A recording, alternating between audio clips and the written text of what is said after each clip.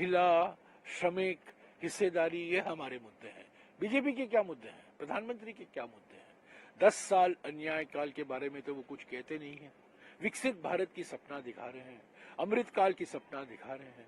तो पर पिछले 10 साल में जो अन्याय हुआ है, बढ़ती हुई महंगाई, सबसे ऊंचे दर पर बेरोजगारी, बढ़ती हुई आर्थिक विषमताएं, सामाजिक ध्रुवीकरण, राजनीतिक तानाशाही, इसके बारे में तो वो कुछ कहते नहीं है।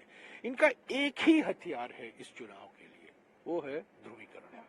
और आपने देखा है सीएए रूल जो 4 साल 3 महीने बाद बनाए गए हैं। ये कानून पारित हुआ, ये बिल पारित हुआ और कानून बना दिसंबर 2019 को, लोकसभा में और राज्यसभा में पारित हुआ।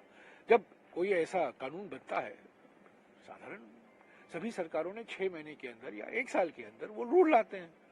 इन्होंने नहीं किया, 2020 में, 21 में नहीं किया, 22 में नहीं किया, 23 में नहीं किया, जब 1 महीना बाकी है चुनाव के लिए।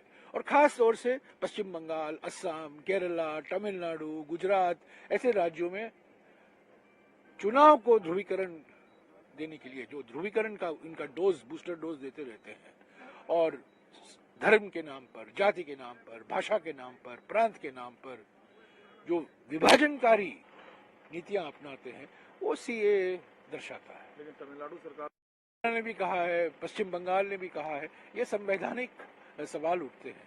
पर तब भी हमने कहा था, हम इस कानून के खिलाफ थे, क्योंकि धर्म के आधार पर नागरिकता देना संविधान के खिलाफ है। और ये मामला सुप्रीम कोर्ट में लंबित है, ये याचिका है सुप्रीम कोर्ट में, ये चैलेंज हुआ है कि आप धर्म के नाम पर नागरिकता देते हो। पर मेरा ये कहना है, कानून बना, ठीक है, विवादित कानून था, मतभेद थे, पर कानून बना क्योंकि बहुमत उनके पास थी। पर 4 साल 3 महीने क्यों लगाए?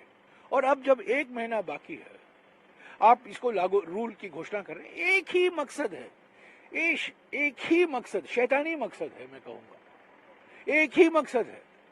ये चाणक्य की बुद्धि में यही है कि चुनाव आ रहा है, हम जनादेश खोने वाले हैं, महंगाई से जनता त्रस्त है, बेरोजगारी से युवा त्रस्त है, किसान आंदोलन चल रहा है, किसान संघर्ष चल रहा है। तो इससे हेडलाइन से बचने के लिए इन्होंने सीए रूल की घोषणा की। आप लोग इतना